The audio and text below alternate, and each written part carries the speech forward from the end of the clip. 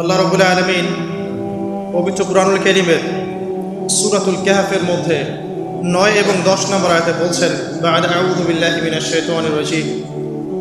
আল্লাহ রাব্বুল আলামিন বলছেন, আম হাসিবতা আন্না আসহাবাল কাহফি ওয়ার রাকিম কানু মিন আয়াতিনা আজাবা।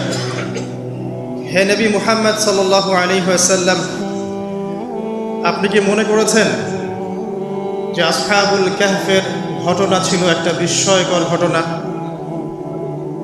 إذ أوى الفتية إلى الكهف فقالوا ربنا آتنا من لدنك رحمة وهيئ لنا من أمرنا رشدا। যখন গুহায় আশ্রয় নেয়া কিছু যুবক আল্লাহর কাছে দোয়া করেছিল, কি দোয়া করেছিল? রব্বানা, হে আমাদের প্রতিপালক, আতিনা মিন লাদুনকা রাহমা, আমাদেরকে আপনার পক্ষ থেকে রহমত দান করুন। ওয়াহাইয়্ লানা মিন আমরিনা রশাদা, এবং আপনার পক্ষ থেকে আমাদের সমস্ত কাজগুলোকে আপনি গুছিয়ে দিন। সুবহানাল্লাহ। আজকে থেকে 1000 বছর আগে দাকিয়ানুস বাদশার একটা সভ্যতা ছিল। এই বাদশা ছিল তৎকালীন সময়কার একজন জালেম শাসক। সে তার রাজ্যে শিরক প্রতিষ্ঠা করেছিল, আল্লাহ রাব্বুল আলামিনের তাওহীদকে উঠিয়ে দিয়েছিল। তৎকালীন সময়কার যে নবী আলাইহিস সালাম, তার সুন্নাহকে উঠিয়ে দিয়ে নিজের মন গড়া আদর্শ বাস্তবায়ন করেছিল দাকিয়ানুস বাদশা। তো সেই বাদশার অধীনে থাকা 8 জন বা 9 জন উচ্চ পদস্থ কর্মকর্তার সন্তানকে আল্লাহ পাক হেদায়েত দান করেন, এবং তারাই ইতিহাসে আসহাবুল কাহফ হিসেবে পরিচিত আছেন। এই 7 জন বা 9 জন যুবক উচ্চ পদস্থ কর্মকর্তার সন্তান ছিলেন। তারা তাওহীদকে চিনতে শিখলেন, আল্লাহ রাব্বুল আলামিনকে চিনতে শিখলেন, শিরকের সাথে তাওহীদের আপোষ করলেন না, সুন্নতের সাথে চলমান জাহিলিয়াতের আপোষ করলেন না। এর ফলশ্রুতিতে তাদের উপর নির্যাতন নেমে আসলো। রাজা তাদেরকে 3 দিন সময় দিলেন। 3 দিনের মধ্যে যদি তোমরা তোমাদের ধর্ম ত্যাগ না করেছ, তাহলে তোমাদেরকে মৃত্যুদণ্ড দেওয়া হবে। তো সেই 7 জন বা 9 জন যুবক ওই রাষ্ট্রের মধ্যে কোনো অরাজকতা সৃষ্টি করলো না, বরং তারা সাইলেন্টলি সেই রাষ্ট্র থেকে চলে গেল। সেই ফিতনাপূর্ণ জাহেলি পরিবেশ থেকে নিজেরা আস্তে করে সরে গেল, সেখানে কোনো রকম ফাসাদ সৃষ্টি করলো না। যাওয়ার সময় তারা একটা কুকুরকে সাথে নিয়েছিল, যেই কুকুর বছরের পর বছর তাদেরকে পাহারা দিয়েছে গুহার মধ্যে। চলতি পথে একটা গুহায় তার আশ্রয় নিয়েছিল, যে গুহার মধ্যে তারা ঘুমিয়ে পড়ে, এবং আল্লাহ রাব্বুল আলামিন 309 বছর পর তাদের ঘুম ভাঙান। 309 বছর পর যখন ঘুম ভাঙল, তারা ক্ষুধার্ত ছিলেন, একে অপরকে জিজ্ঞাসা করছিলেন যে কেম লাবিসতুম, তোমরা কতদিন ঘুমিয়েছ? একজন বলছিল লাবিসনা ইয়াওমান আও বা'দা ইয়াওম, আমরা হয় একদিন ঘুমিয়েছি বা একদিনের কিছু অংশ ঘুমিয়েছি। যাই হোক, তারা ক্ষুধার্ত ছিলেন, তাদের পকেটের মধ্যে কিছু মুদ্রা ছিল, আর সেই মুদ্রা বর্তমান সময়ে চলমান মুদ্রার মতো ছিল না। বর্তমান সময়ে যে চলমান যে মুদ্রাগুলো আছে, যেখানে গোল্ড এবং সিলভারের কোনো অনুপ্রবেশ নাই, যদিও বা কোরআন এবং সুন্নায় গোল্ড এবং সিলভারের কয়েনের কথা আছে, তবে পশ্চিমা সভ্যতা এটাকে হারাম করে দিয়েছে। আর পশ্চিমা সভ্যতা কোনো কিছুকে হারাম করে দিলে সেটা সারা বিশ্বেই হারাম হয়ে যায়, আর পশ্চিমা সভ্যতা কোনো কিছুকে হালাল করে দিলে সারা বিশ্বেই সেটা হালাল হয়ে যায়। পশ্চিমারা যদি বলে পর্দা হারাম, বিশ্ববাসী বলবে হারাম হারাম। তারা যদি বলে পর্নোগ্রাফি জেনা হালাল, সবাই বলবে হালাল হালাল। এখন মানুষ আল্লাহর ইবাদতের চেয়ে পশ্চিমাদের ইবাদত বেশি করে। আর এটা বলে রাখি, সূরা তাওবার 31 নম্বর আয়াতে আল্লাহ পাক বলেছেন, কেউ যদি আল্লাহ পাকের হালালকে হারাম করে নেয় আর আল্লাহ পাকের হারামকে হালাল করে নেয়, এটাকে আল্লাহ পাক কুফরি এবং শিরক বলেছেন। তো দাকিয়ানুস বাদশার যুগটাও ঠিক এমনই ছিল। তো তারা যখন সেই মুদ্রাগুলো নিয়ে বাজারে গেল খাবার কেনার জন্যে, তখন তাদেরকে অ্যারেস্ট করা হলো।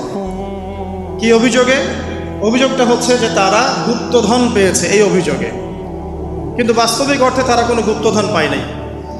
তারা বলছিল আমরা গতকাল মাত্র এখান থেকে বের হয়েছি, আমরা গতকাল মাত্র এখান থেকে বের হয়েছি, আজকে রাতটা এই গুহায় আশ্রয় নিয়েছিলাম, এতটুকু তারা বলেছে। যাই হোক, তথ্য প্রমাণ যাচাই করে দেখা গেল যে তারা যে ঘুমিয়েছিল এতে প্রায় 309 বছর অতিবাহিত হয়ে গেছে। এবং এখন যে বাদশা ক্ষমতায় আছে সে আলহামদুলিল্লাহ একজন তাওহীদপন্থী মানুষ। সে আল্লাহকে বিশ্বাস করে, নবী রাসূলকে বিশ্বাস করে, আল্লাহ পাকের ঐশী গ্রন্থকেও বিশ্বাস করে। তবে ওই সমাজের মানুষ একটা বিষয়কে বিশ্বাস করে না, সেটা হলো মৃত্যুর পর পুনরুত্থান বা রিজারেকশন, যেটা আমরা বলি মৃত্যুর পর পুনরুত্থান, এই বিষয়টাকে তারা স্বীকার করে না। তো আল্লাহ রাব্বুল আলামিন মাত্র 9 জন যুবকের মধ্য দিয়ে পুরো একটা নেশনকে শিক্ষা দিলেন যে মৃত্যুর পর পুনরুত্থান সত্য। যে আল্লাহ রাব্বুল আলামিন 309 বছর ঘুম পাড়িয়ে রেখে জীবিত করতে পারেন, নিঃসন্দেহে সে আল্লাহ রাব্বুল আলামিন লক্ষ কোটি মানুষকে 1000 বছর পরেও জীবিত করতে পারবেন ইনশাআল্লাহ। এতে করে ওই পুরো সমাজটাই তাওহীদপন্থী হয়ে গেল আলহামদুলিল্লাহ। এই হলো আসহাবুল কাহফের ঘটনা, খুব সংক্ষিপ্ত করে বললাম। এই আসহাবুল কাহফ তারা কিন্তু খুব উচ্চ পদস্থ কর্মকর্তার সন্তান ছিলেন এবং তারা ছিলেন যুবক। তারা কেউ কাউকে চিনতেন না, কিন্তু আল্লাহ পাক তাদের মধ্যে একটা হৃদয়ের বন্ধন দিয়ে দিয়েছিলেন। এবং তারা ওই রাষ্ট্রে কোনো ফাসাদ সৃষ্টি করেন নাই, কোনো অরাজকতা সৃষ্টি করে নাই, তারা ভাঙচুর করে নাই, তারা হরতাল করে নাই, অবরোধ করে নাই, কিচ্ছু করে নাই। তারা তাওহীদের দাওয়াত দিয়েছে, মানুষ কবুল করে নাই। তাদেরকে আলটিমেটাম দেওয়া হয়েছে, দিন পরিবর্তন করো, না হলে তোমাদেরকে মৃত্যুদণ্ড দেওয়া হবে। তারা আস্তে করে সেখান থেকে চলে গিয়েছে, জাহেলিয়াত থেকে টোটালি ডিসকানেক্ট হয়ে গেছে। এরপরে আল্লাহ পাক তাদেরকে এমন একটা ঘটনা ঘটালেন যাতে করে পুরো একটা সভ্যতা হেদায়েত পেয়ে গেল আলহামদুলিল্লাহ। শুধু তাই নয়, এই ঘটনা কোরআনে থাকবে আর কোরআন কিয়ামত পর্যন্ত থাকবে ইনশাআল্লাহ। যত মানুষ কোরআন তেলাওয়াত করবে ইনশাআল্লাহ সবাই এই ঘটনার আলোকে হেদায়েত পাবে ইনশাআল্লাহ। তো দেখুন, অল্প কিছু মানুষকে দিয়ে আল্লাহ পাক বড় কমিউনিটিকে হেদায়েত দিতে পারে। তাদের দোয়াটা আমরা সবাই করি আজকে। তারা দোয়া করেছিল, রব্বানা আতিনা মিন লাদুনকা রাহমা ওয়া হাইয়্ লানা মিন আমরিনা রাশাদা। ঠিক একই যুগ আবারও এসেছে ঘুরে ফিরে, সময় পরিবর্তন হতে থাকে। আমরা একটা কথা বলি, ইতিহাস পড়তে গিয়ে পড়াতে গিয়ে, যে হিস্ট্রি রিপিটস ইটসেলফ। আমরা বলি যে ইতিহাস নিজেই নিজের পুনরাবৃত্তি ঘটায়। ঠিক অনুরূপ ঘটনা ঘটেছিল নমরুদের সময়ও। নবী ইব্রাহিম আলাইহিস সালাম তাওহীদপন্থী, নমরুদ তাওহীদপন্থী নয়। সে মনে করে যে সেই হচ্ছে এই পুরো মহাবিশ্বের রব। আল্লাহ রাব্বুল আলামিন ইব্রাহিম আলাইহিস সালামের মাধ্যমে তাকে তাওহীদের দাওয়াত পৌঁছালেন, সে কবুল করলো না। আল্লাহ রাব্বুল আলামিন সামান্য যে বলে মশা, ক্ষুদ্র একটা মশা দিয়ে নমরুদকে শেষ করে দিলেন। আল্লাহ পাক সব করতে পারেন। ইতিহাস এভাবেই পুনরাবৃত্তি ঘটিয়েছে আদ এবং সামুদ জাতির ক্ষেত্রেও। আদ জাতির লোকেরা অনেক লম্বা লম্বা ছিল, ফিজিক্যালি অনেক স্ট্রংলি বিল্ট। তারা পাহাড় কেটে বাড়িঘর নির্মাণ করত। সামুদ জাতীয় ঠিক এরকমই ছিল, তারা পাহাড় পর্বত কেটে বাড়ি নির্মাণ করত। আল্লাহ রাব্বুল আলামিন হুদ আলাইহিস সালামকে পাঠালেন, সালেহ আলাইহিস সালামকে পাঠালেন দাওয়াত দেওয়ার জন্য। তারা দাওয়াতি কাজ করলেন, কম দাওয়াত গ্রহণ করলো না। ইল্লা কালিলাম মিনহুম, অল্প কিছু মানুষ ইসলাম কবুল করলো, বাকিরা বেশিরভাগই করলো না। আল্লাহ রাব্বুল আলামিন বিশাল কওমটাকে, যারা বলতো মান আশাদ্দু মিন্না কুওয়া, আমাদের চেয়ে শক্তিশালী আর কে আছে, তারা এই কথা বলতো। কোরআন এই কথা বলছে, কোরআন বলছে তারা বলতো মান আশাদ্দু মিন্না কুওয়া, আমাদের চেয়ে শক্তিশালী আর কে আছে। এখন এই স্লোগানগুলো আমরা ওয়ার্ল্ড অ্যাফেয়ার্স ঘাটলে দেখতে পারি না? বিভিন্ন পরাশক্তি বলছে আমাদের চেয়ে শ্রেষ্ঠ আর শক্তিশালী কে আছে। এই কথাটাই বলেছিল আদ এবং সামুদ জাতি। আল্লাহ পাক এদেরকে এমনভাবে ধ্বংস করেছেন যেন খেজুর গাছ উপড়ে ফেললে যেমন করে পড়ে থাকে, আদ জাতির লোকরা বাড়ির মধ্যে এভাবে পড়েছিল। মাত্র 6 দিন এবং 7 রাতের মধ্যে আল্লাহ পাক আদ জাতিকে ধ্বংস করেছেন। আর সামুদ জাতিকে আল্লাহ পাক ধ্বংস করেছেন বজ্রপাত দিয়ে, প্রচণ্ড বজ্রপাত দিয়ে, মুহূর্তে একটা কম শেষ। আল্লাহ পাক সব করতে পারেন। ইতিহাস এভাবেই পুনরাবৃত্তি ঘটিয়েছে। ফেরাউনের যুগে চলে যান, মূসা আলাইহিস সালাম একই দাওয়াত দিয়েছেন আল্লাহ রাব্বুল আলামিন। আল্লাহ পাকের পক্ষ থেকে তাওহীদ দিয়ে তিনি ফেরাউনকে দাওয়াত দিয়েছেন যে লা ইলাহা ইল্লাল্লাহ, আল্লাহ ছাড়া কোনো ইলাহ নাই। আল্লাহ রাব্বুল আলামিন চিরঞ্জীব, চিরস্থায়ী, তার কাছে আত্মসমর্পণ করো। ফেরাউন বলেছিল আনা রব্বুকুমুল আ'লা, আমি তোমাদের মহান রব। নাউযুবিল্লাহ। সে বলেছিল মা উরিকুম ইল্লা মা আরা, আমি যা ভালো মনে করি তাই তো তোমাদেরকে বলি। ওয়া মা আহদিকুম ইল্লা সাবিলা রাশাদ, এবং আমি তোমাদেরকে শুধু সৎপথ দেখাই। ফিরআউন এই কথা বলেছিল। সে বলেছিল যে মা আলিমতু লাকুম মিন ইলাহিন গায়রি, আমি তো জানি না যে আমি ছাড়া তোমাদের কোনো ইলাহ আছে। আল্লাহ রাব্বুল আলামিন সবর করেছেন, তাকে সময় দিয়েছেন, একটার পর একটা গজব দিয়েছেন। কখনো উকুন নাজিল করেছেন, কখনো রক্ত নাজিল করেছেন, কখনো প্লেগ, কখনো ব্যাং, কখনো ফড়িং, এরকম করে 9টা আযাব আল্লাহ পাক ফিরআউনকে দিয়েছেন, তার কওমকে দিয়েছেন। সর্বশেষ আল্লাহ রাব্বুল আলামিন লোহিত সাগরে সদল বলে ফিরআউনকে ডুবিয়ে মেরেছেন। ডুবে মরার সময় ফিরআউন বলেছিল যে আমানতু বিরব্বি হারুন ওয়া মূসা, আমি এখন হারুন এবং মূসার রবের প্রতি ঈমান আনলাম। ডুবে মরার সময় ফিরআউন এই কথাটা বলেছিল। তখন আল্লাহ রাব্বুল আলামিন বলেছেন আল-আন, এখন, ওয়াকাদ আসাইতা মিন ক্বাবল, এর পূর্বে তুমি বিরুদ্ধাচরণ করেছো। আল ইয়াউমা নুনাজ্জিকা বিবাদানিক, আজকে আমি তোমার বাদান মানে তোমার দেহটাকে সংরক্ষণ করব, প্রিজার্ভ করব। কি জন্য প্রিজার্ভ করবেন? মিউজিয়ামে রেখে দেওয়ার জন্য? মিশরের মিউজিয়ামে রেখে দেওয়ার জন্য? কি কারণে প্রিজার্ভ করব? লিতাকুনা লিমান খালফাকা আয়াহ, তোমার পরবর্তীতে যারা আসবে পৃথিবীতে ওদের সবার জন্য তুমি নিদর্শন হয়ে থাকবে। এই কারণে তো ফিরআউনের পরে তো হাজার হাজার বছর চলে গেল, এবং এই হাজার বছরে আমরা দেখেছি আরো 1000টা ফেরাউন এসেছে পৃথিবীতে। তাদের সবার জন্য এই ফেরাউনের মমিটা ছিল কি? নিদর্শন। কে আল্লাহ নিদর্শনের পরোয়া করে? আল্লাহ পাকে নিদর্শনের কে পরোয়া করে? আমাদের কনসেপ্ট এখন এমন, ইন হিয়া ইল্লা হায়াতুনা দুনিয়া, এই দুনিয়ার জীবনটাই আমাদের হায়াত। নামুতু ওয়া নাহইয়া, আমরা এখানেই বাঁচি, এখানেই মরি। ওয়া মা নাহনু বিমাবউসিন, আর আমাদেরকে পুনরুত্থিত করা হবে না। কোনো মানুষ যদি পরকালীন কনসেপ্ট লালন করে চলে, সেই মানুষ কি বেনামাজি থাকতে পারে কিনা? সেই মানুষ কি জাকাত না দিয়ে থাকতে পারে কিনা? যে মানুষ পরকালে বিশ্বাস করে যে আল্লাহর সামনে আমাকে দাঁড়াতে হবে একা একাই, আমার ইমাম, আমার পীর, আমার অমুক, আমার তমুক নেতা নেত্রী কেউ আমার সাথে যাবে না, আমাকে একা আমার আল্লাহর সামনে দাঁড়িয়ে হিসাব দিতে হবে, এই কথা যে চিন্তা করে, সে কি নামাজ না পড়ে থাকতে পারে কিনা? সে কি জাকাত না দিয়ে থাকতে পারে কিনা? সে কি দুর্নীতি করতে পারে কিনা? মানুষকে ঠকাতে পারে কিনা? সে কি সুদ খেতে পারে বা ঘুষ খেতে পারে? সে কি জেনা করতে পারে? সে কি কাপড় খুলে দিয়ে উন্মুক্ত হয়ে ঘুরতে পারে কিনা? এখন তো উন্মুক্ত হওয়ার সংস্কৃতি চলছে নাকি? ইবলিস যখন আদম আলাইহিস সালাম এবং হাওয়া আলাইহিস সালাম তাদেরকে যখন জান্নাত থেকে বের করিয়ে দেয়, প্রলোভন দিয়েছিল, মিথ্যা প্রলোভন, যে হাল আদুল্লুকুম, হে আদম এবং হাওয়া, আমি কি তোমাদেরকে জানিয়ে দিব, আলা শাজারাতিল খুলদি ওয়া মুলকিন লা ইয়াবলা, হে আদম এবং হাওয়া, আমি কি তোমাদেরকে জানিয়ে দিব এমন একটা গাছের ব্যাপারে যেই গাছের ফল খেলে পরে তোমরা চিরস্থায়ী হয়ে যাবে এবং কোনোদিন মরবে না। এই যে চিরস্থায়িত্বের টোপ আর অমরত্বের টোপ, এই দুইটা টোপ দিয়ে আমাদের পিতামাতাকে ইবলিস জান্নাত থেকে বের করে দিয়েছে। এখন পৃথিবীতে যত মানুষ পথভ্রষ্ট হচ্ছি আমরা, আমাদের এই দুইটা খাসলতের কারণে। আমরা অমরত্ব আশা করছি, আমাদের চলাফেরা দেখলে মনে হয় আমরা মরবো না, পরকালীন কনসেপ্ট বাদ। একটা হচ্ছে চিরস্থায়িত্বের টোপ, ক্ষমতা, এই যে ক্ষমতার দাপট, এই দুটো আমাদেরকে কিন্তু পথভ্রষ্ট করছে। ঠিক একই অস্ত্র ছিল ইবলিসের। সূরা আরাফ পড়ে দেখেন, আমি কোনো কিছু বানিয়ে বলছি না।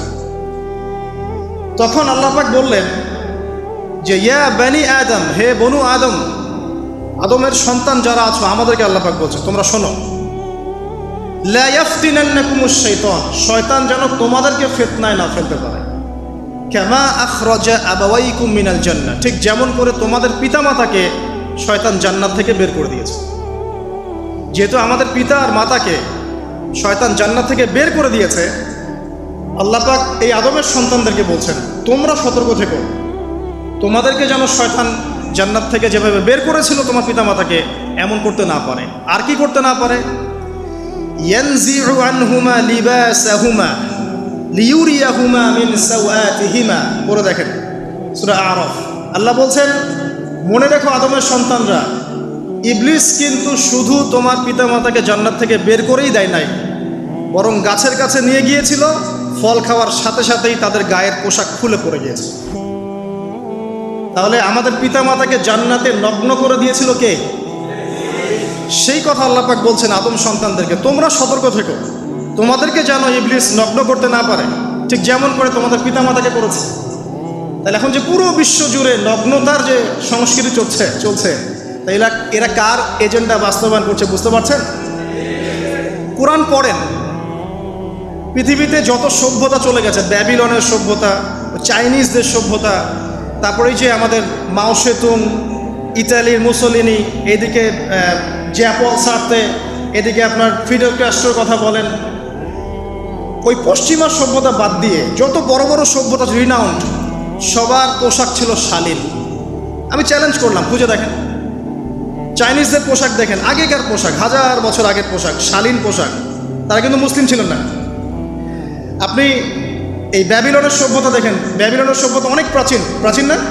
এই সভ্যতার পোশাক দেখবেন এটা অশালীন পোশাক ছিল না। এমনকি আইয়ামে জাহিলিয়াত যেটা আমরা বলি, নবী সাল্লাল্লাহু আলাইহি ওয়াসাল্লাম যখন জন্ম নেননি তার আগের সময় কথা, ওই সময়ও যে মানুষ জেনা করত, মেয়েকে যে কন্যা সন্তানকে জীবিত দাফন করত, তারপরেও ওদের পোশাক শালীন ছিল। হঠাৎ করে বিশ্বে একটা সভ্যতা আসলো পশ্চিম থেকে, তারা বলল যে পোশাক শর্ট হতে হতে হতে হতে এক পর্যায়ে বিকিনি পরে ঘোরা শুরু, এবং এখন ওরা সারা বিশ্বে ওটা ছড়িয়ে দিচ্ছে, আমরা সবাই ওটাকে গ্রহণ করছি। আমরা বলছি 1000 বছরের সমস্যা। এখন দেখেন আল্লাহ পাক কি বলছেন, ওয়াইদা ফাআলু ফাহিশাতান, ওই সূরার মধ্যে আছে, যখন তারা কোনো ফাহেসা কাজ করে তারা বলে, ক্বালু, তারা বলে, ওয়াজাদনা আলাইহা আবানা, আমরা এগুলো আমাদের বাপ দাদাদেরকে দেখেছি করতে। যখন তারা কোনো ফাহেসা কাজ করে তারা বলে, অশ্লীল কাজ করলে বলে, আমরা এগুলো দেখেছি বাপ দাদা পিতৃপুরুষ থেকে করে আসছে। আল্লাহু আমারানা বিহা, আল্লাহ আমাদেরকে আদেশ করেছেন। আল্লাহ বলছেন, কুল ইন্নাল্লাহা লা ইয়া'মুরু বিল ফাহশা, আল্লাহ পাক কখনো অশ্লীল কাজের আদেশ করতে পারেন না। আতাকুলুনা আলাল্লাহি মা লা তা'লামুন, তোমরা কি আল্লাহ সম্পর্কে এমন কথা বলছো যে কথা তোমরা জানো না? আল্লাহ কিসের আদেশ করেন? আল্লাহ বলছেন, কুল আমারা রাব্বি বিল কিসত, হে নবী বলে দিন আল্লাহ পাক আদেশ করেন ন্যায় বিচারের আদেশ করেন। ওয়া আকিমু ওয়ুজুহাকুম ইনদা কুল্লি মসজিদ, এবং প্রত্যেক নামাজের ওয়াক্তে নিজের চেহারাটাকে একনিষ্ঠভাবে আল্লাহর দিকে ফেরাবে, এই আদেশ আল্লাহ পাক করেন। ওয়া আকিমু ওয়ুজুহাকুম ইনদা কুল্লি মসজিদ ওয়াদউহু মুখলিসিনা লাহুদ্দিন, এবং একনিষ্ঠভাবে তোমরা আল্লাহকে ডাকবে, দোয়া করবে, এই আদেশ আল্লাহ পাক করেন। আল্লাহ পাক কি অশ্লীল কাজের আদেশ করতে পারেন?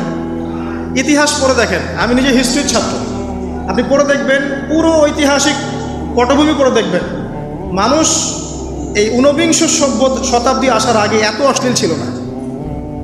এখনকার বিশ্বে যত সমস্যা চলছে, কয়েকটা বলি, রিবা বা সুদ, জেনা বা উন্মুক্ত যৌনাচার, তারপরে বেপরদামি অশ্লীলতা, 4 নাম্বার আপনার মাদক, ঠিক আছে, 5 যে বড় মহামারী পর্নোগ্রাফি, যত বড় বড় মেজর সমস্যাগুলো চলছে যেগুলো ইয়াং জেনারেশনকে ধ্বংস করে দিচ্ছে, এগুলোর ম্যাক্সিমাম এসেছে কিন্তু পশ্চিম থেকে। খেয়াল করে দেখবেন, এগুলো কিন্তু বাংলাদেশ থেকে আসে নাই, আসছে ভারত থেকে আসছে, পাকিস্তান থেকে আসছে, সাবকন্টিনেন্ট থেকে আসে নাই, এগুলো দেখবেন একটা নির্দিষ্ট জায়গা থেকে আসছে। তো এই কারণে আমাদের সতর্ক দৃষ্টি রাখতে হবে যে বস্তুবাদী উন্নয়ন সব কিছু নয়। হ্যাঁ, আমরা জিডিপি বাড়ালাম, ইন্ডাস্ট্রিজ গড়লাম, মঙ্গলে চলে গেলাম, চাঁদে গেলাম, ওকে ফাইন, এগুলোর কেউ বিরোধিতা করবে না, এটা ভালো, ন্যাশনকে এগিয়ে নিতে হবে, এটাই এডুকেট তারা এবং এডুকেটেই করতে হবে, কিন্তু নৈতিকতার বিসর্জন দিয়ে নয়। নৈতিকতার বিসর্জন দিয়ে ধর্ম থেকে দূরে চলে এসে নাস্তিকতায় বিশ্বাসী হয়ে আল্লাহকে বাদ দিয়ে, রাসূলকে বাদ দিয়ে এই বস্তুবাদী উন্নয়ন আমাদের পরকালকে বাঁচাতে পারবে না। তো পরকালকে বাঁচিয়ে রেখে আমার দুনিয়াবী উন্নয়ন করতে হবে, এবং দুনিয়ার উন্নয়নটা অবশ্যই জরুরি। সারা বিশ্ব যখন এগিয়ে যাচ্ছে, আমরা কেন পিছিয়ে থাকবো? আমি তো এটাও বলি যে এটা অনেক মাদ্রাসার লাইনে যারা আছেন তারা আমার সাথে একটু বিরোধিতা করেন এই বিষয়ে, কিন্তু আমি নিজেই বলি যে সিলেবাসের মধ্যে পরিবর্তন নিয়ে আসার চেষ্টা করতে হবে। শুধুমাত্র এককেন্দ্রিক শিক্ষায় কেন শিক্ষিত হব? এই যুগে চলার জন্য যে উপকারী জ্ঞানগুলো দরকার সেগুলো শিখতে হবে আমাদেরকে। আমাদের আইসিটির জ্ঞানের দরকার আছে, আমাদের ইংরেজির জ্ঞানের দরকার আছে, ম্যাথামেটিক্স দরকার আছে, সায়েন্সের দরকার আছে, আমাদের তথ্য প্রযুক্তি জানতে হবে, অর্থনীতির জ্ঞানের দরকার আছে, পলিটিক্যাল সায়েন্সের দরকার আছে, জিও পলিটিক্স দরকার আছে। এগুলো বাদ দিয়ে শুধু যদি আমি মুখস্থ করে যাই, এই জ্ঞানটা আমার কী কাজে দেবে আমাকে বলে? এই কথাটা অনেকে নেগেটিভলি নেয়, কিন্তু আমি আসলে তাদের ব্যাপারে তাদের সাথে তর্ক করতে চাই না। আমি আমার কনসেপ্ট লালন করি, আমি এতটুকুই বলছি। এবং যারা শিক্ষিত মহল আছেন, বুদ্ধিজীবী মহল আছেন, যারা দেশ সম্পর্কে ভাবেন, জাতি নিয়ে ভাবেন, উম্মা নিয়ে ভাবেন, তারা কিন্তু আমার সাথে একমত হবে ইনশাআল্লাহ যে আমরা কিন্তু এই জায়গাটাতে পিছায় পড়তেছি। আল্লাহ পাক আমাদেরকে কনস্ট্রাকটিভ সিলেবাসে পড়াশোনা করার তৌফিক দান করুন, এবং জেনারেল লাইন থেকে আপনি বয়কট করে একদম ইয়াতে চলে আসতেছেন কেন? জেনারেল লাইনে পড়ছেন, পড়েন, আপনার এই জ্ঞানটাকে আপনি ইসলামের কল্যাণে কাজে লাগাতে পারবেন না? সবাইকে কি আলেম হতে হবে? সবাইকে মুফতি হবে, মুহাদ্দিস হবে? অর্থনীতিবিদের দরকার আছে না? পলিটিশিয়ানের দরকার আছে না? ডক্টর ইঞ্জিনিয়ার দরকার আছে না? সব সেক্টরের মানুষের দরকার আছে। আপনাদেরকে আপনাদের জায়গায় থাকতে হবে, ওখানে থেকে আপনারা ইসলামের খেদমত করবেন, পারবেন না? একজন ডক্টর, তিনি কি ইসলামের খেদমত করতে পারবেন না ভাই? একজন সৎ নেতা, তিনি কি ইসলামের খেদমত করতে পারবেন না? একজন অর্থনীতিবিদ, তিনি যদি আল্লাহ পাকের হালাল হারাম মেনে অর্থনীতির কোনো বিধান চালু করেন, তিনি কি ইসলামের খেদমত করতে পারবেন না? তো সবাইকে কি বক্তা হইতে হবে? সবাইকে আলেম হতে হবে? এক নির্দিষ্ট একটা শ্রেণীর মানুষ আলেম হবে, নির্দিষ্ট একটা শ্রেণীর মানুষ প্রশাসনে থাকবে, নির্দিষ্ট একটা শ্রেণীর মানুষ আপনার জনপ্রতিনিধি হবে, নির্দিষ্ট শ্রেণীর মানুষ ইকোনমিক সেক্টরে থাকবে। এইভাবে আমরা একটা জাতি গঠন করব এবং সবাই হবে উভয় দিকে শিক্ষিত। একজন আর্মি অফিসার, তার উচিত হবে ইমামতি করার যোগ্যতা অর্জন করা। একজন ডক্টর, তার উচিত হবে ইমামতি করার যোগ্যতা অর্জন করা। আবার একজন যিনি আলেম, তারও উচিত হবে এমন পড়াশোনা করা যে পড়াশোনা দিয়ে তিনি কোরআন সুন্নাহকে হাতে রেখে ওয়ার্ল্ড অ্যাফেয়ার্সকে ডিল করতে পারেন। তো এই বিষয়গুলো আমাদের একটা গ্যাপ চলে আসছে দীর্ঘদিন থেকে। আল্লাহ পাক আমাদেরকে বোঝার তৌফিক দান করুন। আর অ্যাটলিস্ট আমরা যদি নাই পারি, আমাদের দ্বারা যদি কিছু নাই হয়, অ্যাটলিস্ট আমাদের সন্তান সন্ততি যারা আসবে ভবিষ্যতে, আল্লাহ পাক তাদেরকে যেন ইসলামের জন্য কবুল করে নেয়, আমিন। আর ইসলামের জন্য কবুল করলে কারো কোনো ক্ষতি নাই। ইসলামের আন্ডারে প্রত্যেক অমুসলিমের সর্বোচ্চ অধিকার রক্ষা করা হয়, অন্য কোনো জায়গায় করা হয় না। এবং প্রত্যেকটা ধর্মগ্রন্থের মূল কথাগুলো দেখবেন একই রকম। এক আল্লাহর কথা বলছেন, একজন শেষ নবীর কথা বলছেন, সত্য কথা বলার কথা বলছেন, ন্যায়ের পথে চলার কথা বলছেন। প্রত্যেকটা ধর্মগ্রন্থ পড়ে দেখেন, এই যে ওল্ড টেস্টামেন্ট বলেন, নিউ টেস্টামেন্ট বলেন, বেদ বলেন, আপনি বাইবেল বলেন, পড়েন, একটু পড়েন, তুলনামূলক ধর্মতত্ত্বের বইগুলো পড়েন, দেখবেন অনেক মিল আছে। তো সবাই যদি যার যার ধর্ম পালন করেন, কোনো সমস্যা আছে? সবাই যদি যার যার ধর্মের নৈতিক বিষয়গুলো মেনে চলে, কোনো সমস্যা আছে? এই সহজ সরল কথাগুলো আমরা জনগণকে বোঝাতে ব্যর্থ হচ্ছি। এই সুযোগ নিয়ে এক শ্রেণীর মানুষ এক দলকে আরেক দলের বিরুদ্ধে লাগিয়ে দিচ্ছে, স্বার্থ খুঁজে, নিজের স্বার্থে, দুনিয়ার স্বার্থে, এবং ওই যে বললাম একটা সভ্যতার কথা, ওদের স্বার্থে শান্তিপূর্ণ একটা জনসমষ্টির মাঝে ফাসাদ লাগিয়ে দিচ্ছে উদ্দেশ্যপ্রণীতভাবে কিছু মানুষ। এদেরকে চিনতে শিখুন, এদেরকে বয়কট করতে শিখুন। আল্লাহ পাক তৌফিক, বোঝার তৌফিক দান করুন। যাক, আমি আর ওদিকে যাচ্ছি না। দেখুন, নবী মুসা আলাইহিস সালামের সময় হিস্ট্রি এভাবে রিপিট হয়েছে। আপনাকে একটা কওমের কথা বলি, এই যে শুআয়ব আলাইহিস সালামের কওম, যাদেরকে মাপে কম দেওয়ার কারণে আল্লাহ পাক ধ্বংস করেছেন। কোন কারণে? মাপে কম দেওয়ার কারণে। আল্লাহ রাব্বুল আলামিন ভূমিকম্প দিয়ে ধ্বংস করেছেন এই প্রথম এই কওমটাকে, যারা ছিল শুআয়ব আলাইহিস সালামের কওম। শিরকের পাপ বাদ দিয়ে তারা আরেকটা বড় পাপ করতো, একটা বড় পাপ করতো। সেটা কি? তারা মাপে কম দিত, অন্যদেরকে ঠকাতো, মানে জনগণের সম্পদ লুট করে মাপে কম দিত। এই একটা কারণে আল্লাহ পাক শুআয়ব আলাইহিস সালামের কওমকে পুরো ভূমিকম্প দিয়ে ধ্বংস করে দিয়েছে। এভাবেই ইতিহাস নিজেকে পুনরাবৃত্তি ঘটিয়েছে। কওমে লুত, মনে আছে? লুত আলাইহিস সালামের কওম, ইব্রাহিম আলাইহিস সালামের ভাতিজা ছিলেন লুত আলাইহিস সালাম। তাকে আল্লাহ পাক একটা কওমকে দাওয়াত দেওয়ার জন্য পাঠালেন, যেই কওম এমন পাপ করছে যেই পাপ ইতিহাসে কেউ কখনো করে নাই। ওই কওমের আগ পর্যন্ত পৃথিবীতে কেউই এই পাপটা কখনো করে নাই। কি পাপ? কে বলতে পারবেন? সমকামিতা। কি পাপ? সমকামিতা।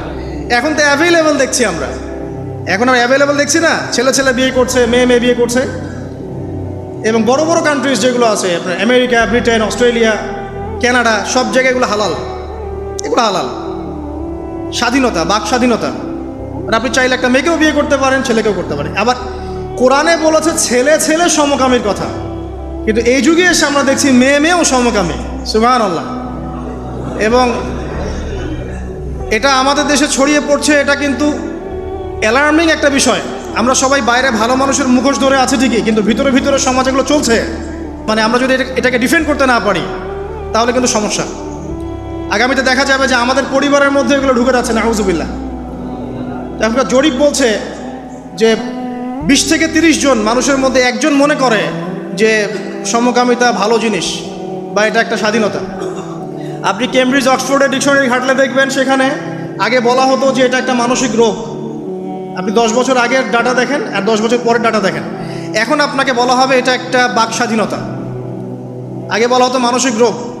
তো এই কওম ছিল কওমে লুত। আল্লাহ পাক এদেরকে এমনভাবে ধ্বংস করেছেন যেভাবে পৃথিবীতে কোনো কওমকে আল্লাহ পাক ধ্বংস করেন নাই, কাউকে না। কিভাবে? আল্লাহ পাক দুইজন ফেরেশতা পাঠিয়েছিলেন, জিবরাইল আলাইহিস সালাম এবং মিকাইল আলাইহিস সালাম। তাদেরকে সুন্দর যুবকের আকৃতিতে পাঠিয়েছেন, সুন্দর সুন্দর যুবক। সুবহানাল্লাহ, এগুলো বলতে খারাপ লাগে যে এখন ছোট ছোট বালকদেরকেও দেখি বলাৎকার করা হচ্ছে না? নিউজগুলো পান না? আর আমরা এটা জঘন্য প্রতিবাদ করছি। আসলে কোনো কোনো ক্ষেত্রে দেখা যায় যে ইসলামী কিছু প্রতিষ্ঠানের মধ্যে এই রোগ ঢুকে গেছে। তো এটা কিভাবে হলো, আসলে কিভাবে হয়েছে আমি আপনাকে বলছি। দেখেন, আমি আপনাকে মূল জায়গাটাতে বলছি। এই যে মানসিক বিকৃতি, অসুস্থতাটা হয়েছে অনলি পর্নোগ্রাফির কারণে, অনলি পর্নোগ্রাফি। যখন পর্নোগ্রাফি দেখতে দেখতে সবাই বাসায় এগুলো ইন্টারনেটে আপনার ফোনে সবাই যখন দেখতে অভ্যস্ত হয়ে গেছে, তখন ইন্টারনালি আমরা সবাই পশু হয়ে গেছি। এখন সামনে যেই থাকে, একটা ছোট বাচ্চা থাক, ছোট মেয়ে থাকে, 5 বছরের মেয়েকে দেখলাম রেপ করে ফেলছে। 5 বছরের মেয়ে, 5 বছরের মেয়ে রেপ হয়েছে কোথায়? বলতে চাচ্ছি না, কারণ এগুলো বললে তো নিজেদের দোষ প্রকাশ করা হয়। কিন্তু মানুষ ধর্ষকের কোনো ধর্ম নাই। সে হিন্দু, মুসলিম, নাকি বৌদ্ধ, খ্রিস্টান, না আলেম জালেম, এগুলো ধর্ম দেখার সময় নাই। আল্লাহ পাক বলেছেন তার রাসূলের মাধ্যমে ধর্ষণ হলেই প্রকাশ্যে মৃত্যুদণ্ড দিয়ে দিবে, যেই হোক, সে যেই হোক না, ওর কোনো ধর্ম নাই। সে একজন আলেম দাড়িওয়ালা মানুষও যদি হয়, তাকেও এই কাজ করতে হবে। তো চোরের কোনো ধর্ম আছে? ডাকাতের কোনো ধর্ম আছে? তো মিডিয়া আবার টেকনিক্যালি দেখবেন ওইটাকে হাইলাইট করবে বেশি, বিকজ এখানে একটা সুযোগ আছে ইসলামকে ডমিনেট করার জন্য। কিন্তু সেম ঘটনা কিন্তু অনেক বড় বড় সেকুলার প্রতিষ্ঠানে ঘটেছে, ওগুলো কিন্তু আমরা হাইলাইট করতে দেখি না। এটা আমরা বুঝি ইন্টেনশনটা কি। তবে এখানে একটা বিষয় ক্লিয়ার করতে হবে যে পাপী যেই করুক তাকেই শাস্তির আওতায় আনতে হবে। আল্লাহ পাক তৌফিক এনায়েত করুন বোঝার। এখন এমন একটা সময় চলছে, বাচ্চারাও এগুলো থেকে নিরাপদ না। 5 বছরের মেয়ে, 7 বছরের মেয়ে, কয়দিন আগে দেখলাম যে 2 বছরের মেয়ে, নাউজুবিল্লাহ, তার সাথেও নাকি এরকম ঘটনা ঘটেছে, এবং উত্তরবঙ্গেরই ঘটনা এগুলা। আর এগুলো শহরের চেয়ে এখন গ্রামে বেশি হচ্ছে। কারণ কি জানেন? গ্রামে তো আগে মানুষ এই উন্মুক্ত পোশাক আশাক দেখতো না খুব বেশি। এখন যখন পর্ন চলে আসছে হাতে, বাসায় সব এগুলো দেখছে, তখন গ্রামে দেখবেন ধর্ষণ বাড়ছে না? এটা নিয়ে আমি আলাদা লেকচার দিয়েছি যে কতগুলো ধর্ষণ হয়েছে এই পর্যন্ত। এই বছরই লাস্ট এই বছরই দেখবেন রিপোর্টেড 1337টা রেপের ঘটনা ঘটেছে এই বাংলাদেশেই। এটি অ্যালার্মিং বিষয়। আর আমেরিকাতে প্রতি 6 জনে একজন রেপ হয়, আর রেপের রাজধানী হচ্ছে সাউথ আফ্রিকা, ওখানে প্রতি 3 জনে একজন রেপ হয়। তো এইগুলো কিভাবে হচ্ছে? Only because of pornography. এটা যদি এখনও বন্ধ করতে না পারা যায়, আগামী ভবিষ্যৎ খুব খারাপ হবে। যেখানে সেখানে মানুষ জেনা করবে, যাকে তাকে রেপ করবে দেখে নিয়ে, বিকজ এটা ভিতর থেকে মানুষকে পশু বানিয়ে দিচ্ছে। আমরা জানি এর পিছনে একটা বড় ইন্ডাস্ট্রি কাজ করে, যারা সারা বিশ্বে প্রায় $98 বিলিয়ন ব্যবসা করে পর্ন দিয়ে। শুধু আমেরিকায় ব্যবসা করে $12 বিলিয়ন সারা বিশ্বে। $12 বিলিয়ন বোঝেন? $1 বিলিয়ন কত কোটি বোঝেন? $100 কোটি। বিশাল একটা ইন্ডাস্ট্রি আছে, এর পিছনে টাকা কাজ করে, টাকা, অনলি টাকা। আর এখানে যা দেখানো হয় সবই ফেক, এগুলো কোনোটাই সত্য না। এটা শুধু একটা অভিনয়, আর কিচ্ছু না। তো এটা দিয়ে পুরো স্পেশালি মুসলিম যুবকদের ভিতরে এমন একটা পশুত্ব ঢুকে দেওয়া হয়েছে যে জেনা, ধর্ষণ, বেহায়াপনা এগুলো বাড়তেই আছে দিন দিন। এটা না কমানো গেলে এবং আইনের সুশাসন নিশ্চিত করা না গেলে ধর্ষণ কমবে না, জেনা কমবে না, ইফটিজিংও কমবে না, মেয়েদের অধিকারও আর আদায় করা সম্ভব হবে না। এটা আমার মত। বাকিটা আপনারা ভেবে দেখেন, আপনারা অনেক বিজ্ঞ মানুষ আছেন, ভেবে দেখেন কি করলে এগুলো কমবে। যদি না ভাবি, আল্লাহ পাক কি করবেন জানেন? একটা হাদিস বলি খালি। জাইনাব বিনতে জাহাশ রাদিয়াল্লাহু আনহা তিনি বলছেন, ইয়া রাসূলুল্লাহ সাল্লাল্লাহু আলাইহি ওয়াসাল্লাম, আনুহলিকু ওয়া ফিনা সালিহুন, আমাদের মধ্যে সৎ লোক থাকা অবস্থাতেও কি আমরা ধ্বংস হয়ে যাব? আমাদের মধ্যে সৎ যে অনেক ব্যক্তি আছে তারা থাকলেও কি আমরা ধ্বংস হয়ে যাব? নবীজি বলছেন, নাম, হ্যাঁ তোমরা ধ্বংস হবে। ইযা কাসরাতিল খাবাস, যখন নোংরামি, অশ্লীলতা, বেহায়াপনা বাড়তে থাকবে, আলেম জালেম সব ধ্বংস হয়ে যাবে। তা আমরা আমাদের স্বার্থেই কথাগুলো বলবো, কারণ আমরা যদি এগুলোকে প্রতিহত করতে না পারি, তাহলে আমাদের বাড়িতেও এই ফিতনা ঢুকে আসবে না? আসবে। দেখে নিয়েন, আল্লাহ পাক বোঝার তৌফিক এনায়েত করুন, আমিন। তো কওমে লূতকে আল্লাহ পাক কী করেছেন? সুন্দর বালকের রূপে এই জিবরাইল আর মিকাইল আলাইহিস সালামকে পাঠিয়েছেন। এখন লূতের লোকরা বলছে যে তোমার ঘরে যে মেহমান দুজন এসেছে ওদেরকে আমাদেরকে দাও, নাউজুবিল্লাহ। বুঝতে পারেন নাই? তোমার ঘরে যে দুজন মেহমান এসেছে ওই দুজন মেহমানকে নিতে এসেছে। লূত আলাইহিস সালাম বলছেন যে আমার হাউলাই বানাতিন কুনতুম ফাইলিন, তোমাদের যদি বিয়ে করার ইচ্ছা থাকে, আমার মেয়েরা আছে, তাদেরকে বিয়ে করা প্রয়োজনে। একজন নবী তার মেয়েকে বিয়ে দিতে যাচ্ছেন, তাও তোমরা এই পথে যেও না। তখন এই কওমে লূতের লোকরা বলছে, তুমি খুব ভালো করে জানো হে লূত আমরা কি জন্য এসেছি। তখন তিনি বলছেন, আলাইসা মিনকুম রাজুলুন রশিদ, তোমাদের মধ্যে কি একজনও ভালো মানুষ নাই? এরপরে আল্লাহর আযাব আসলো। লূত আলাইহিস সালাম এবং তার স্ত্রী চলে যাচ্ছেন। তার স্ত্রী কিন্তু আবার ঈমানদার ছিলেন না, সে পিছনে ফিরে বারবার দেখছে। নূহ আলাইহিস সালামের স্ত্রী যেমন ঈমানদার ছিলেন না, লূত আলাইহিস সালামের স্ত্রীও তেমনি ঈমানদার ছিলেন না। নবীর স্ত্রী হওয়া সত্ত্বেও তারা কিন্তু জাহান্নামে যাবে, নাউজুবিল্লাহ। তো এই লূতকে ধ্বংস করলেন আল্লাহ পাক, কওমে লূতকে এভাবে ফেরেশতার পাখা দিয়ে ওই পুরো জায়গাটাকে উঠিয়ে নিয়ে মাটিতে আবার ধসিয়ে দেওয়া হয়েছে। এই জায়গাটা এখন নিদর্শন হয়ে আছে। জর্ডানের পাশে দেখবেন যে ডেড সি, একটা মৃত সাগর আছে না, ওইটা ছিল সেই জায়গা। এখানে সাদুম গোত্র থাকতো, সাদুম, এই কওমের নাম ছিল সাদুম। এরা সমকামী ছিল। এখন আপনার জন্য আমার নসিহত হচ্ছে, নবী সাল্লাল্লাহু আলাইহি ওয়াসাল্লাম বলেছেন, আমি শেষ জামানায় আমার উম্মতের উপর কিছু বিষয় ভয় করি যে এগুলো আমার উম্মতের মধ্যে ঢুকে যাবে, আমি আশঙ্কা করে ঢুকে যাবে। কি কি বিষয়? এক নাম্বার, যে আমি আশঙ্কা করি যে আমার উম্মতের মধ্যে মূর্তি পূজা ঢুকে যাবে, মুসলিম কিন্তু স্ট্যাচু ওয়ার্শিপ করবে। দুই, আমি আশঙ্কা করি আমার উম্মতের মধ্যে রিয়া ঢুকে যাবে। রিয়াটা কি? লোক দেখানো আমল। রিয়া কি? লোক দেখানো আমল। আমি আশঙ্কা করি যে আমার উম্মতের মধ্যে সমকামিতা ছড়িয়ে পড়ে নাই? এগুলো নবী সাল্লাল্লাহু আলাইহি ওয়াসাল্লাম আশঙ্কা ছিল। দেখেন সবগুলো এখন বাস্তব হয়ে গেছে। আল্লাহ রাব্বুল আলামিন এই সমকামিতার পাপ থেকে আমাদেরকে হেফাজত করুন, আমিন। এভাবেই ইতিহাস রিপিট হয়েছে। আল্লাহ পাক এদেরকেও ধ্বংস করেছেন। এর আগে আল্লাহ পাক নূহ আলাইহিস সালামের কওমকেও ধ্বংস করেছেন। কি কারণে? তারা লাত, এই যে ইয়াগুস, ইয়াউক, নাসর, এরকম কিছু স্ট্যাচু ওয়ার্শিপ করত। এক পর্যায়ে আল্লাহ রাব্বুল আলামিন 950 বছর দাওয়াত দিয়েছেন নূহ আলাইহিস সালাম তার কওমকে। 950 বছর দাওয়াত দেওয়ার পরেও তার কওম যখন আল্লাহর আনুগত্য করলো না, আল্লাহ রাব্বুল আলামিন মহাপ্লাবন দিয়ে তাদেরকে ধ্বংস করে দিয়েছে। এভাবেই যুগে যুগে ইতিহাস রিপিট করেছে। আমাদের নবী মুহাম্মদ সাল্লাল্লাহু আলাইহি ওয়াসাল্লামের সময়ও এই হিস্ট্রিটাই ছিল। আবু জাহেল, আবু লাহাব, উতবা, শাইবা যারা ছিল, তারা মূলত সমাজটাকে দ্বিখণ্ডিত করে ফেলেছিল, খণ্ডে খণ্ডে ভাগ করে ফেলেছে।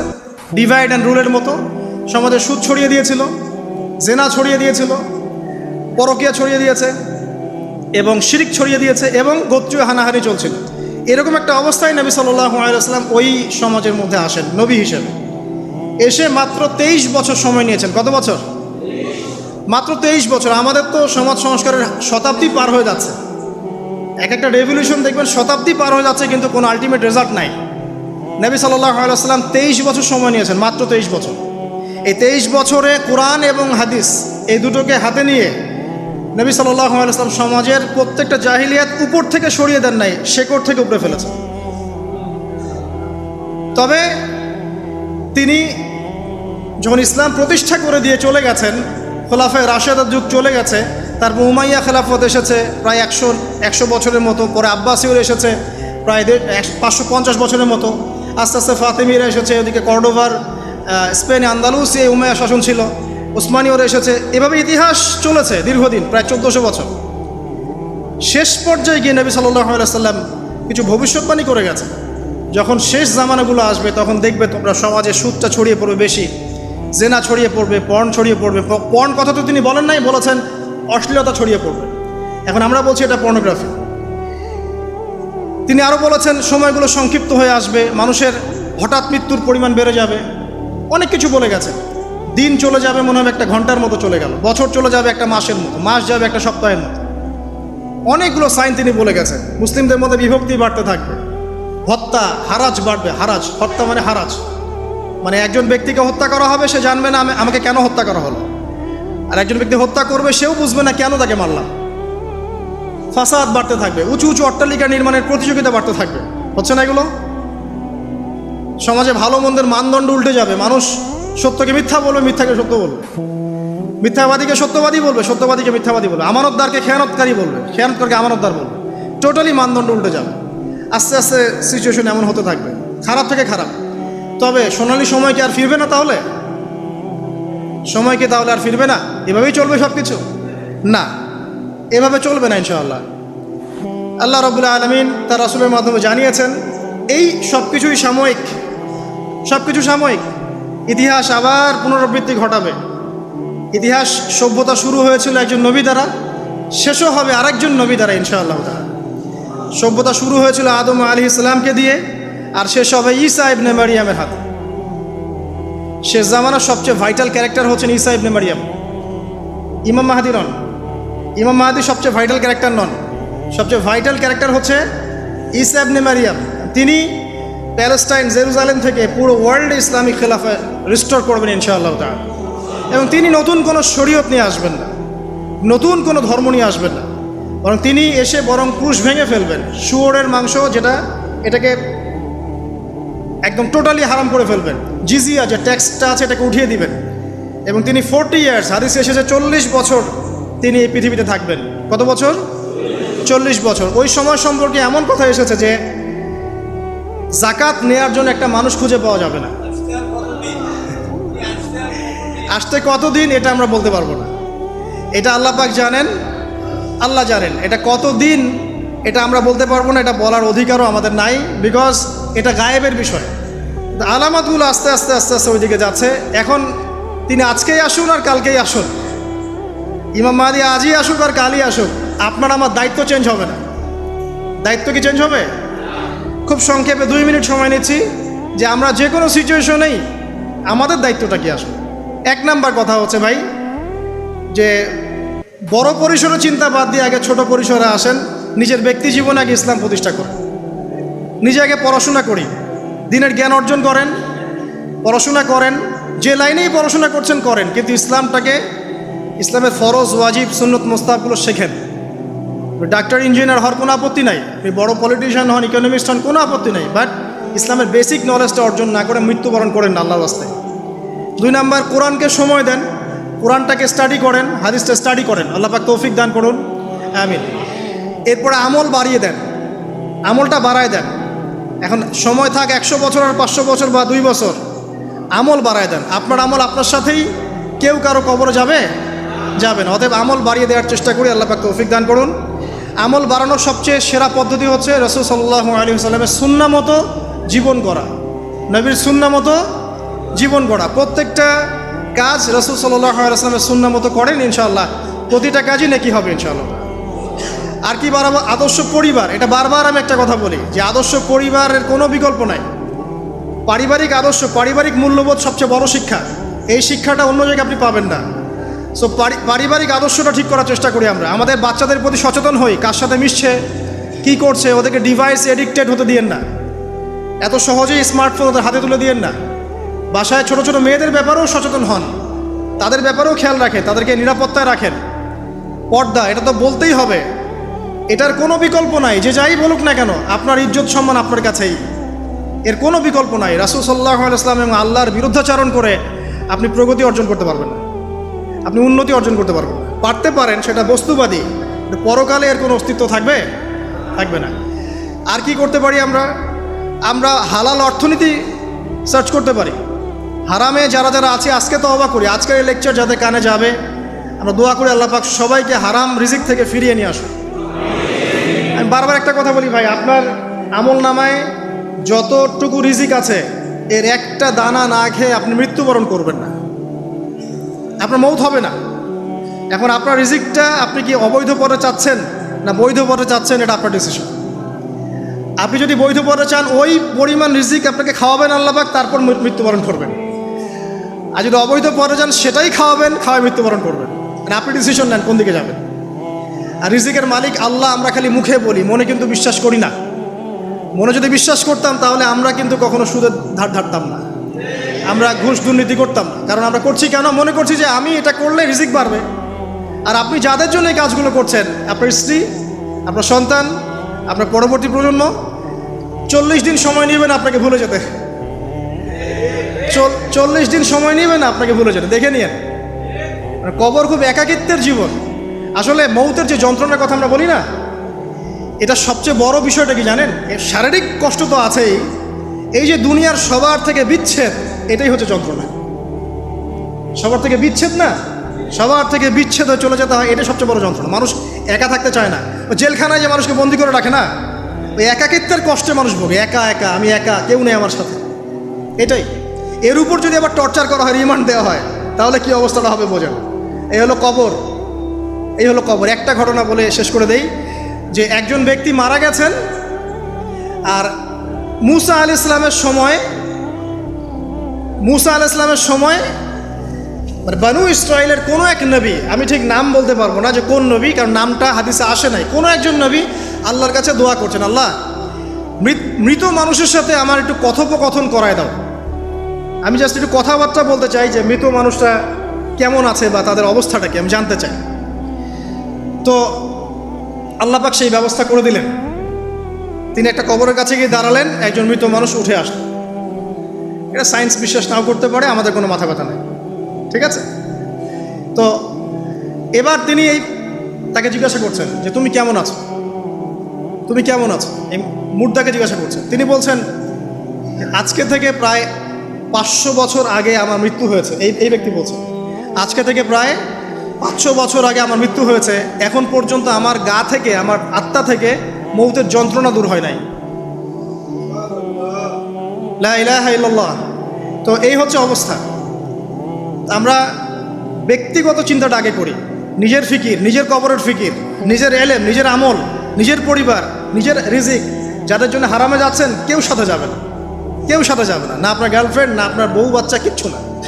এগুলো তো শুধু মায়ার বাঁধন, মায়ার বাঁধন না, মায়ার বাঁধন। যদি এগুলো নিয়ামত হয় আলহামদুলিল্লাহ, যদি এগুলো দুনিয়াতে আপনার ফিতনা সৃষ্টি করে, আপনি আসহাবুল কাহাফ হয়ে যান। কথা বুঝতে পারছেন না? এরপরে যদি সামর্থ্য হয়, আল্লাহ পাক আপনাকে জ্ঞান দেন, আপনাকে পলিটিক্যাল পদ দেন, ইকোনমিক সেকশনে জ্ঞান দেন, ইত্যাদি ইত্যাদি, আপনাকে আল্লাহ যে সেকশনে রাখবেন সেখান থেকে দিনের খেদমত করবেন, পারবেন না ইনশাল্লাহ? ডক্টর হয়েছেন, রোগীদের ফিস কমায় দেন, ট্রিটমেন্ট ইজি করে দেন। হ্যাঁ, ডক্টর হন, একজন ভালো ডক্টর হন, কসাই হন। ইঞ্জিনিয়ার হন, একজন সৎ ইঞ্জিনিয়ার হন, চোর হন। আপনি যেখানে থাকবেন সেখান থেকেই আপনি খেদমত করতে পারবেন। সবাইকে আলেম হতে হবে জরুরি না, সবাইকে দায়ী হতে হবে জরুরি না, এবং সবাই এটা হতেও পারবে না। এভাবে জাতি গঠন হয় না। আগে বলছি, বিভিন্ন সেকশনে মানুষ আমাদের লাগবে, এবং প্রত্যেকটা সেকশনেই তাওহীদপন্থী ইমানদার মানুষ লাগবে। এবং ইনশাআল্লাহ তাআলা আমরা যদি সবাই সবার ধর্মটা ঠিকঠাক মতো পালন করি, দেখবেন ধর্মের মধ্যে কোনো ভেদাভেদ থাকবে না ইনশাআল্লাহ।